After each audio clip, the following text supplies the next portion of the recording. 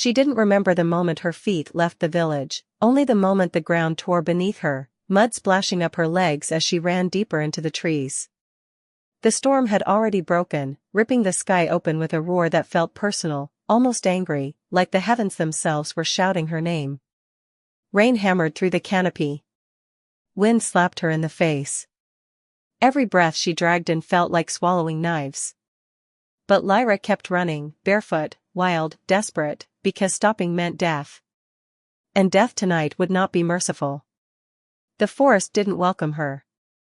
It pushed at her, clawed at her, tore at her skin. Branches snapped across her arms, her legs, her cheek. The darkness seemed to lean in closer with every step, as though it wanted a better look at the girl everyone had already given up on. A girl declared wolfless. A girl sentenced to die. Her lungs burned so badly it felt like her chest was closing. She tried to blink away the rain, but it mixed with the blood running down her temple, blurring everything into streaks of black and red. She didn't slow. Not even when her foot caught on a root. Not even when her ankle twisted with a sickening crack that shot fire up her leg. She stumbled, half fell, caught herself against a trunk, and pushed forward again, limping now, teeth clenched, trying not to scream. Behind her, the snarls came again, low, hungry, impatient. But they weren't from wolves. They were from men. Her own pack. Her own people.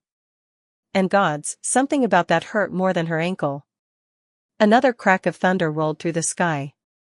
It vibrated inside her bones, shook something loose in her chest, something she had buried so deep she prayed it would never rise again. She didn't want to feel it.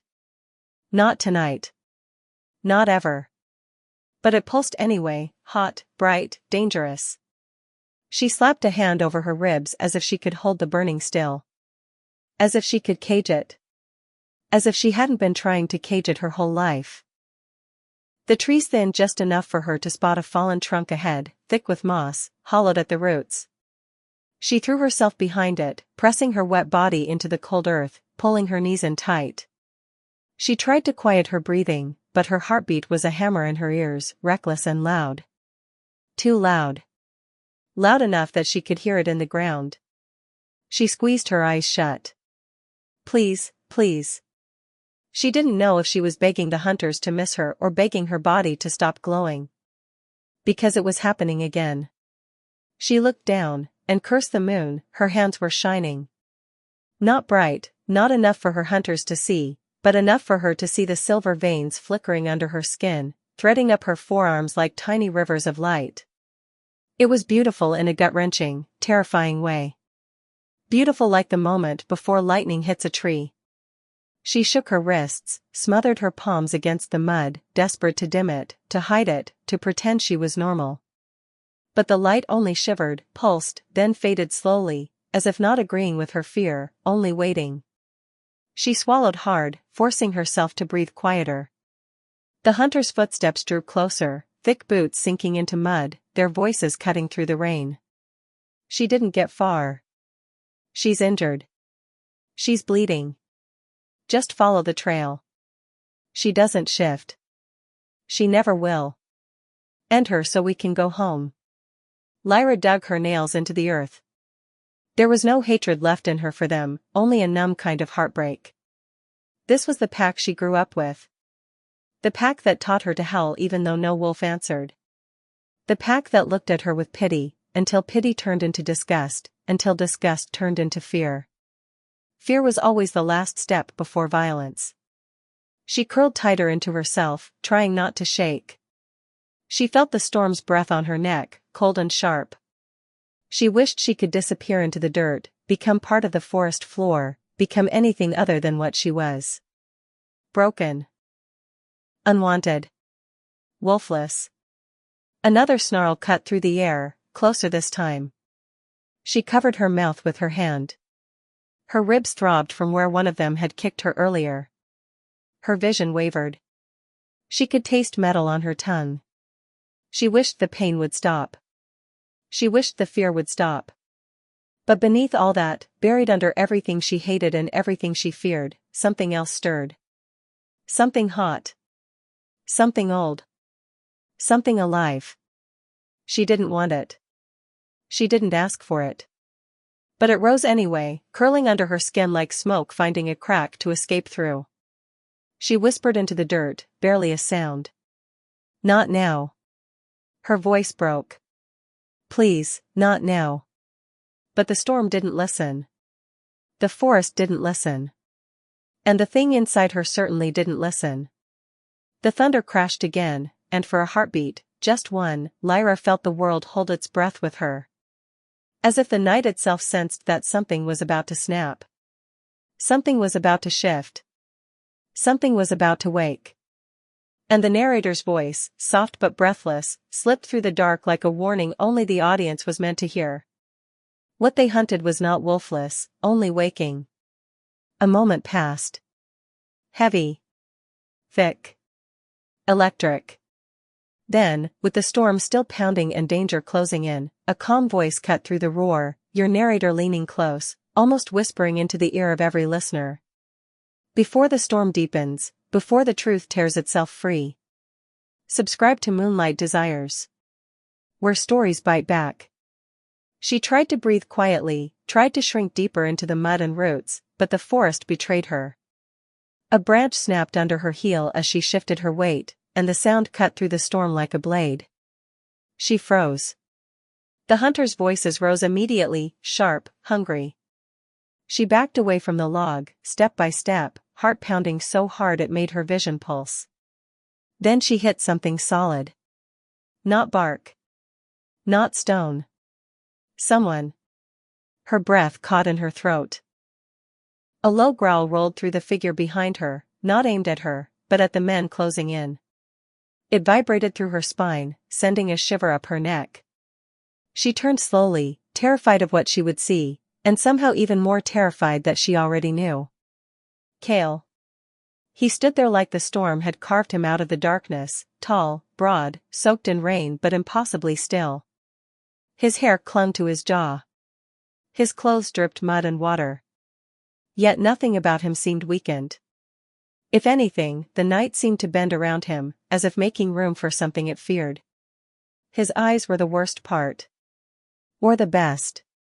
Molten gold, glowing even in the storm's dim light, a color that didn't belong to anything tame. Eyes that said he saw too much. Eyes that suggested he survived too much. Eyes that reminded her of stories whispered by firelight, stories about the alpha who lost everything and burned half a forest down trying to save it. He spoke her name before she could even swallow the panic rising in her throat. Lyra. Soft. Certain. Uninvited. She flinched, not because of his voice, but because he shouldn't know her. Not like that. Not with that mix of recognition and concern. It felt wrong. It felt impossible. And yet she felt a spark, small, unwanted, but there. A tug beneath her ribs, a flick of heat she tried to smother. They shouldn't be hunting you, he said, as if he had the right to decide who should live or die. Before she could ask how he found her or why he cared, the hunters burst into the clearing. Their boots slammed into mud. Their torches hissed in the rain. Their eyes widened when they saw who blocked their path. Kael didn't move. Didn't blink. Didn't even breathe differently. He stepped in front of her, placing his body between hers and the danger as if the decision cost him nothing. His shoulders rose, broad and tense. The air around him thickened, humming with a power she didn't have a name for. Smoke-like shadows curled up from his arms, drifting into the rain like dark mist. It was subtle, but alive, reacting to his heartbeat, responding to something he held back with visible effort. One of the hunters reached for his weapon. Kael's teeth flashed. Not a smile. A warning. He grabbed Lyra's wrist and pulled her behind him in one smooth motion. She didn't resist, she couldn't. His grip was iron. His skin was burning. And somehow, despite everything, she felt safer behind him than she had felt in years. He faced the men with a calm so sharp it sliced through the storm. Run back to your alpha, Kael said, voice low, steady, dangerous. Or bleed here. The hunters hesitated, fear flickering under their bravado. They weren't used to being threatened. They weren't used to being challenged. And certainly not by the fallen alpha they once exiled. Lyra stared at Kael's back, at the tension in his shoulders, at the faint glow of his eyes cutting through the rain. She should run. She should get as far away from him as possible. He was dangerous. Everyone knew that. But the hunters wanted her dead. And Kael. Kael stood between her and death without a second thought. She didn't know whether she should flee from him, or with him. And that uncertainty terrified her most of all. Kael didn't wait for her agreement. He simply turned and moved deeper into the woods, expecting her to follow. And she did, not because she trusted him, but because the hunters would return, and the forest suddenly felt smaller without his presence cutting through it. His stride was steady, controlled, but she saw the strain in the way his shoulders tightened whenever another branch snapped behind them.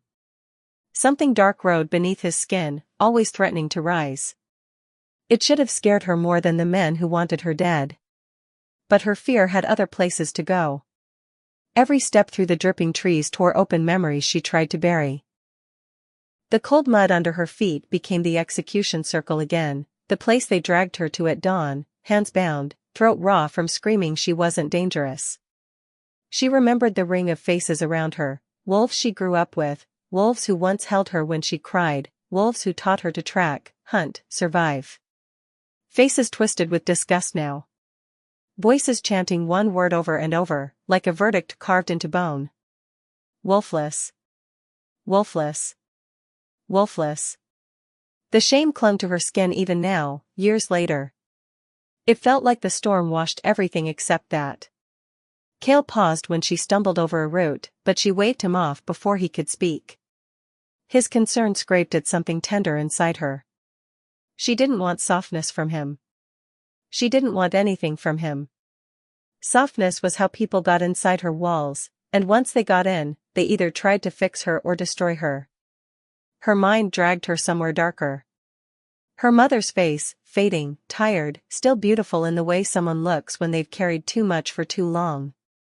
Her mother's final words before the council took her away echoed through the branches like a ghost brushing past her ear. Don't let them decide who you are. Lyra had tried. She really had. But then came the day everything shattered, the day she failed to shift at 15. That day lived under her skin like a scar that never healed. The ache of her bones trying to break, trying to bend, trying to become something they refused to become. The humiliation when the shift didn't come. The way the whole pack watched her, waiting for a miracle they already believed would never happen. The council's verdict came the next morning. Cold. Final. Spoken without emotion. A wolfless burden cannot remain among wolves. A burden. That part stung the most.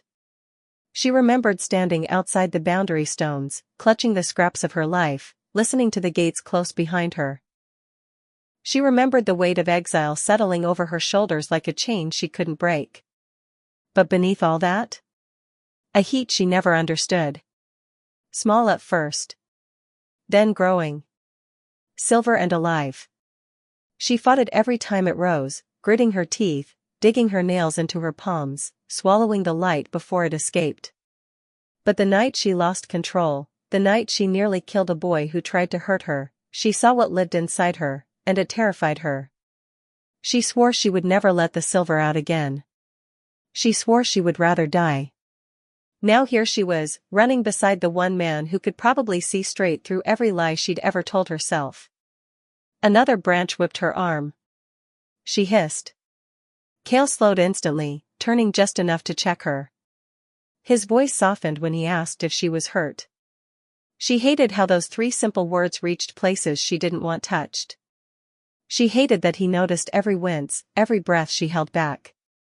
She hated the way he adjusted his pace, wordlessly matching her limp. But what she hated most, what she couldn't accept, what made her chest twist painfully, was how safe she felt beside him. Safe in a way that made her want to collapse.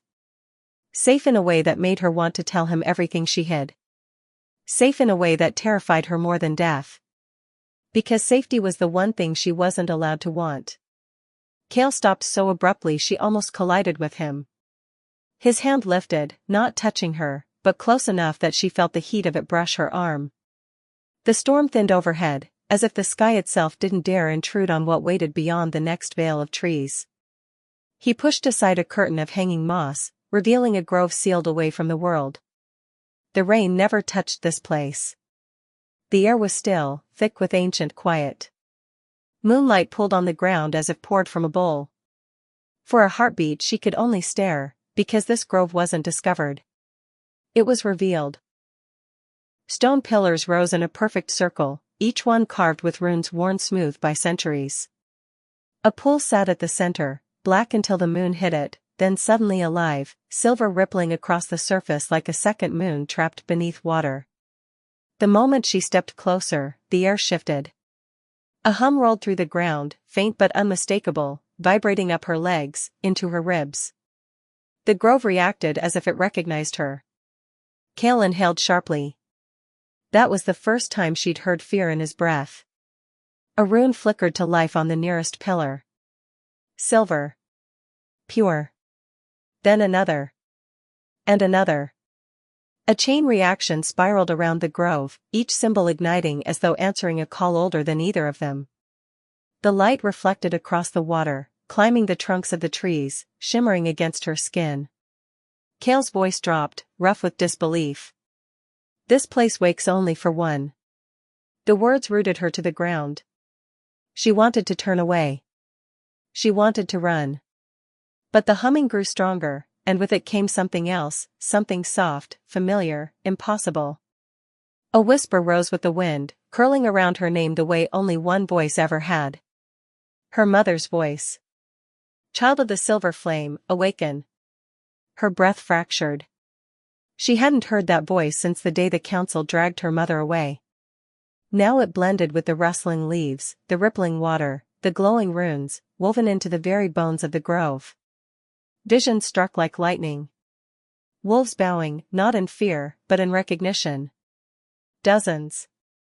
Hundreds. Their heads lowered as if to a queen they had awaited for lifetimes. Then the silver wolf, massive, solitary, luminous in a way no living creature should be. Standing alone at the edge of a burning horizon. Its eyes were hers. Its loneliness was hers. And then the moon, devoured by fire, collapsing into ash while the world screamed. The visions dissolved as quickly as they came. She staggered, clutching her chest, as if the images had been carved into her bones. Kael reached for her without thinking, but she stepped back. The runes flared in response, brighter than before, casting her shadow in impossible shapes across the ground. The prophecy rose like a voice inside her skull. The wolfless girl will shift last. And burn brightest. Her throat tightened. Heat surged beneath her skin, that silver heat she had spent years suppressing. It pressed against her ribs, wanting out, wanting form, wanting air. She forced it down until her vision blurred. No, she whispered, shaking her head. That's wrong. I'm not chosen. I'm a curse. The grove disagreed. The runes pulsed, brighter still. The water trembled. Her mother's voice returned, softer this time, but carrying a weight no lie could silence. You were never a curse. And Kael, watching her with a look she couldn't decipher, breathed her name like it was a truth he had always known. The grove didn't get a warning. The attack erupted like the world itself had chosen to shatter. The first sound was a crack, branches breaking under charging feet. Then the growl, low and wrong, vibrating through the air in a way that made the runes flicker like frightened flames. Kael whipped toward the trees, instincts snapping to the surface, but the enemy was already upon them. Wolves spilled into the grove, shifted, half-shifted, barely human. Their eyes glowed red, not with anger but corruption, as if something dark pulsed behind their irises, rotting them from within. Some carried blades. Silver. Forged for execution, not battle. They didn't hesitate. They never even looked at Kael first. They came for her. 3 seized her arms before she could process the movement. Claws dug into her skin, dragging her forward, her feet scraping over moss and stone. She fought instinctively, elbows slamming into ribs, nails catching on fur and armor, breath tearing out of her in raw, desperate bursts. Her scream wasn't fear, it was refusal. Kael moved a heartbeat later, but when he did, the air cracked around him. He collided with the first attacker, ripping him backward with force that shook the nearest pillar. The second lunged, Kael intercepted, driving him into the ground. The third tried to strike from behind, Kael spun, catching his wrist, bones snapping under his grip. But more came. They swarmed him, trying to pin the alpha who refused to kneel. Through the chaos, a new presence cut through the smoke and silver light. A council envoy stepped into the grove. Not running, not panicked, walking, as though every blade, every growl, every scream existed only to serve this moment. His cloak trailed through the glowing runes, ignoring the ancient warnings etched into stone. His gaze fixed on her the way a judge studied a sentence already written. He raised his hand. His voice carried the weight of a verdict no one could appeal. Lyra of Ashridge, you are hereby condemned. The words struck harder than any blow. Her knees buckled. Not from fear, she'd known hatred, known exile, known the word Wolfless spat like poison. But this was different. This was final. This was death dressed as law. 2 wolves forced her down. Stone dug into her skin. Her breath caught, painfully sharp. Kael froze mid-strike. The envoy turned to him with cold satisfaction. Alpha Kael. Choose your people, or fall with her. Silence fell. Not quiet, dead. Even the runes dimmed, as if waiting. Lyra didn't look at him, but she felt his hesitation like a blade sliding beneath the ribs. A silence thick enough to carve open every buried insecurity she had ever held.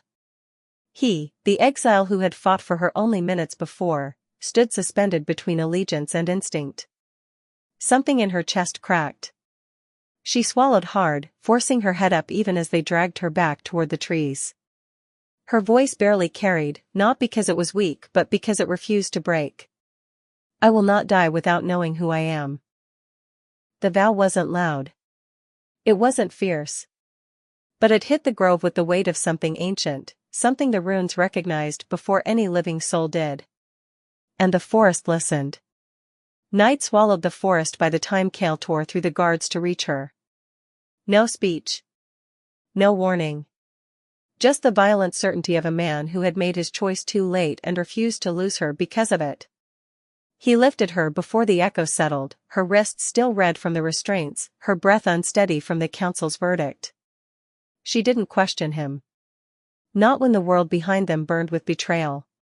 Not when his heartbeat thundered against her ribs as he carried her into the dark. He didn't stop until the trees thinned into stone. A cave yawned open, hidden in shadow, warmed by an underground spring whose breath rose in soft, ghost-like clouds. Moonlight spilled through a crack in the ceiling, silvering the steam, turning the entire space into a secret the world had no right to witness. He set her down only when he felt her legs trembling. She didn't want to sit, didn't want to appear weak, but when the pain pulsed up her side she sank against the cave wall. Kael knelt in front of her, wordless, his jaw tight as he took her wrist and examined the bruises blooming there. His fingers were gentle, almost at odds with the violence he carried so easily. She kept still, trying not to flinch, but exhaustion dragged honesty out of her. You shouldn't have come for me. His gaze lifted. Gold, dimmed but present. I should have never hesitated. He wasn't good with apologies. She understood that now. His voice cracked on the edges, not from shame but from something deeper, fear that she might still pull away. He cleaned her wounds with water from the spring, his hand steady even when the steam curled against her skin and made her shiver. She didn't know if she trembled from the warmth, the cold, or the closeness. The cave felt smaller by the second. Her turn came when she noticed blood slipping down his shoulder. She reached for him before she could think. You're hurt. He tried to brush it off, but she pressed her hand to the wound, forcing him to still. He exhaled sharply, not from pain but from the shock of her touch. The air thickened, the spring's warmth rising around them like a slow, intimate tide. His voice dropped. "There's something you should know." She listened, fingers still resting near the wound he tried to hide. "The darkness they blame me for, it's real. It's in me." His breath hitched, controlled but shaken. "I lost myself once. My wolf, he doesn't just rage. He devours. I nearly killed someone I loved. He expected fear. He braced for it. Instead," she whispered, "I thought I was the only monster here." Moonlight touched the silver veins beneath her skin, as if listening. She didn't hide it this time. Not from him. "I feel it," she murmured. "This heat. This fire. This thing that wants out. What if it isn't power? What if it's something meant to destroy?" He leaned closer, slow enough she could stop him but didn't. Their breath mingled, warm and hesitant, as if the cave itself held still. "You're not broken, Lyra," he whispered. "I see you. All of you." Her heart stuttered. For a moment, she let herself believe him. For a moment, she leaned in. And the world narrowed to the space between their mouths, to the shiver crossing her spine, to the hope she had never dared to touch. The high council hall towered over them like a stone beast as they entered, cold pillars, cold faces, colder judgment. Lyra walked beside Kael with her hood low, her heartbeat too loud in the cavernous silence. She didn't trust the place, didn't trust the stairs that followed her like claws across her back. But she trusted him enough to come. She kept telling herself that. The council chamber was packed, alphas, guards, elders leaning forward as though witnessing an execution rather than a negotiation. Kael stood tall, shoulders squared, jaw set. She watched the tension in him, that readiness to spring or shield her if the room turned hostile. It should have comforted her. Instead, something felt off. Too controlled. Too rehearsed. An elder stepped forward. His eyes gleamed with something that tasted like victory, not justice. "We have been told the girl carries a hidden power." Kael stiffened. Lyra felt it in the air, his panic, sharp and sudden. Before she could ask, before he could speak, a cloaked figure stepped from the shadows. She didn't know him, but he smiled like someone about to drop a match into dry grass. He lifted a charm carved with forbidden runes and slammed it against the floor. The stone cracked. Light burst. Silver. Her silver. It ripped through her like a blade of fire, tearing through her skin, forcing itself into the open. Her scream echoed through the hall as her veins lit up, glowing bright enough to blind. Torches flared violently, flames rising in panic as if the room itself recoiled. Wolves stumbled backward, snarling in fear. The word flew from the council like a verdict carved in bone. Abomination. She felt every letter of it slice into her. She staggered, clutching her arms, the light burning beneath her skin. Her vision swam. She sought Kael, her anchor, her one thread of safety in the chaos. But he wasn't looking at her. He was staring at the runes on the charm, horror tightening his face. The council elder's voice rose above the panic. "Kael, you knew. You knew the prophecy spoke of a silver wolf. You hid her from us." Lyra froze. The room fell away. The torches, the shouting, the guards, everything blurred except that accusation hanging between them like a blade. She turned to him. "You knew?" His mouth parted, but the words were too slow. Too late. His hesitation, just a heartbeat, just a breath, was enough. Her chest caved in. Her trust collapsed like a cracked altar. She had bared her weaknesses to him. Her fears. That cursed flame inside her. She had let him near the parts of her she hadn't dared touch in years. And all along, he had known. She whispered, "Was I just a prophecy to you?" He flinched. "Lyra, no. I was trying to protect you. I was trying to save the pack?" Her voice trembled. "Or use me for it?" Something inside her broke with an audible, soul-deep snap. Emotion surged, raw, violent, uncontrolled. The silver flame roared out of her palms, not as a beam or spark but as a storm. Wolves flew back, thrown by the shockwave of power she never meant to release. Pillars cracked. Stone groaned. The air itself seemed to tear under the force of her pain. She gasped, terrified of herself, of the fire she couldn't put back. Kael reached for her. "Lyra, stop, please." She stumbled away from his touch like it was poison. Tears blurred her vision, hot and furious. Her power spiraled higher, brighter, burning everything she couldn't say. She ran. Not out of fear of the council. Not out of fear of the prophecy. She ran because the one person she tried to trust had shattered her in front of the world. The forest swallowed her sobs, the silver light streaking behind her like a falling star about to collide with the earth. And she didn't look back. Night had barely settled when the first scream tore through the ritual mountain. It wasn't a wolf's cry. It was deeper, something ancient, something starved. The ground shuddered as if the mountain itself recoiled. Cracks erupted across the stone steps, glowing with a black-purple pulse that reeked of corruption. Elders scrambled, warriors drew their blades, but the shadow that crawled up from the ravine swallowed their courage whole. The beast rose like a nightmare-given flesh, massive, boneless in its movements, its form rippling like ink that refused to settle. Its eyes burned a hungry red, fixed on the pack as though they were already dead. Storm clouds churned overhead, pulled into a vortex by the creature's presence. The air tasted wrong, metallic, cold, laced with despair.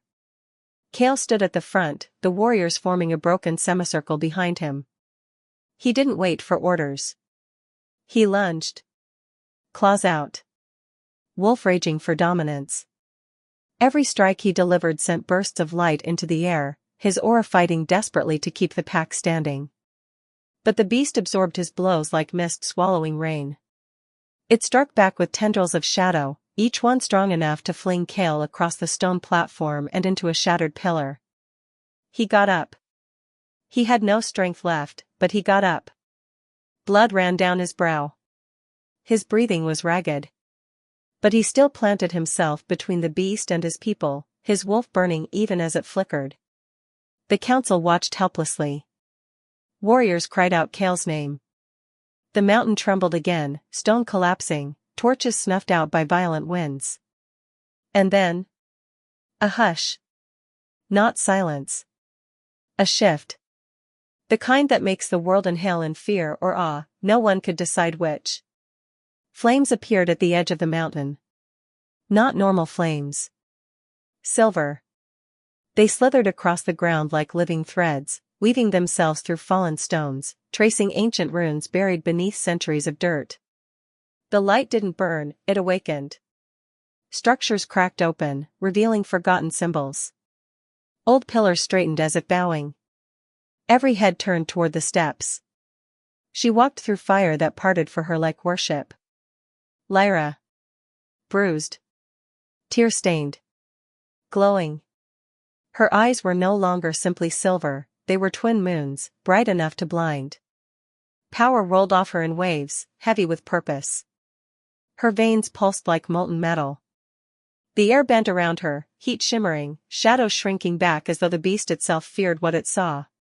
Kael choked on a breath. The council stumbled backward.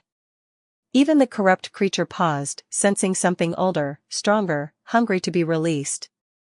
Lyra didn't stop. Her flame spread across the earth, pouring into the cracks of the mountain. Runes ignited in spirals, forming patterns that hadn't been seen since the first wolves walked the earth. A wind rose, carrying whispers, voices of alphas long dead, their silhouettes forming from silver dust. And every spirit bowed. Her hand shook, not in fear, but in acceptance. The power she had run from all her life finally stopped demanding. It listened. The shift came without warning. A pulse. A flash. A sound like the world exhaling. Her body arched, light bursting from her spine. Bones reshaped. Limbs elongated. Fur erupted, silver like starfire, until a wolf stood where a girl had been. But not a wolf shaped for forests or hunts. A wolf built for legends. Towering. Luminous. Her fur glowed with every heartbeat, casting shards of moonlight into the air. Her presence silenced the storm. The mountain steadied beneath her paws. Gasps echoed through the pack, fear, awe, hope all tangled into one trembling breath. She looked once at Kael. He saw no rage in her eyes now. Only resolve sharpened by heartbreak. Then she turned to the shadow beast. Her voice came through the bond, not spoken, but felt by every soul present. I will not be your sacrifice. She stepped forward, silver fire rippling off her massive frame. I will be your shield. And the world moved. The battle smoke had barely cleared when Lyra climbed the ridge overlooking the shattered ritual mountain. The ground still glowed faintly where her flames had burned patterns no one living could remember. The air hummed with the aftershock of power, hers, fading slowly, reluctantly, as though the magic itself wasn't ready to let go of her. She stepped to the cliff's edge, the wind catching in her hair, tugging it like a restless spirit trying to pull her back from the brink. Her silver wolf form melted away in soft ripples of light until she stood human once more, barefooted on the cold stone, skin still flickering with residual energy. Her breaths came slow, heavy, like she was relearning how to inhabit a body that suddenly felt too small for the force inside it. Below her, the pack gathered. Not close. Not far. Just, hesitant. They stood in a crescent, eyes lifted toward her, not the accusing stares she'd grown up with, not the cruel smirks of those who'd called her wolfless. This time, their gazes were laced with something far more complicated, all wrapped in terror, hope tangled with suspicion. Children peeked from behind their mothers, warriors clutched their blades but didn't raise them, elders whispered prayers like they weren't sure if she was blessing or omen. Kael stood apart from them. Not by choice. By consequence. His body bore fresh wounds, his breathing unsteady, but none of that hurt him as much as the distance in her eyes when she glanced down at him. They had survived the same battle. They had faced the same monster. But grief had carved a canyon between them, one he wasn't sure he deserved to cross. Lyra didn't speak. Not at first. She simply watched the pack, her former world, struggling to decide what she was now. A weapon. A miracle. A threat. A leader. A girl who refused to die the way they wanted her to. The wind rose, lifting sparks of silver from her skin, scattering them into the dusk like fading stars.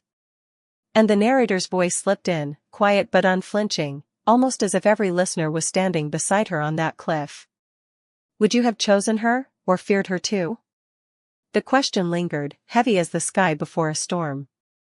Down below, the pack murmured, some bowing their heads, others stepping back as if distance could save them from destiny. Another whisper followed, softer but sharper than the first. Is she a savior, or a spark waiting to burn the world? Lyra closed her eyes at that, because she didn't know the answer either. She only knew she would no longer be shaped by their fear. She would not shrink. She would not run. She would decide for herself who she became. The last of her silver light flared, thin and trembling, before dissolving into the dusk. And for a heartbeat, the world felt perfectly still, waiting on her next breath, her next step, her next choice. Then the narrator's voice deepened into something intimate, almost conspiratorial, brushing against the listener's ear like moonlit smoke. If this story lit something inside you. A pause. A pulse. Subscribe to Moonlight Desires. Another breath, slow, deliberate.